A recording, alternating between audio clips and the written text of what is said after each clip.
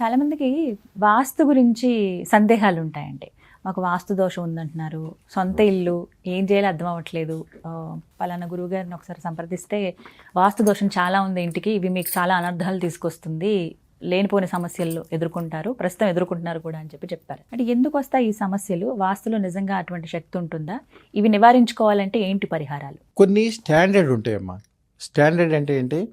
ఒక ఇంటికి ఆగ్నేయం పెరిగింది అనుకోండి, మీరు ఏమి అడగక్కర్లా. ఆ ఇంట్లో ఆడవాళ్ళు లేకపోవటం కానీ, అంటే చనిపోవటం కానీ, లేకపోతే వాళ్ళు తీవ్రమైన అనారోగ్యంతో కానీ ఉంటారు. ఆగ్నేయం పెరిగితే అది గ్యారంటీగా, దాంట్లో ఏం సందేహం లేదు. మీరు ఎక్కడైనా చెక్ చేసుకోండి.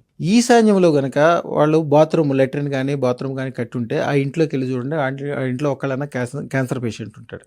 ఎవరికైతే నైరుతిలో సింహద్వారం పెట్టుకుంటారో ఆ ఇల్లు రాజును కూడా బికారి చేసేస్తుంది. మీరు ఇల్లు గమనించుకోవచ్చు, ఆ ఇంట్లో ₹1 ఉండదు. బంగారాలన్నీ తాకట్టు పెట్టేసి ఉంటారు.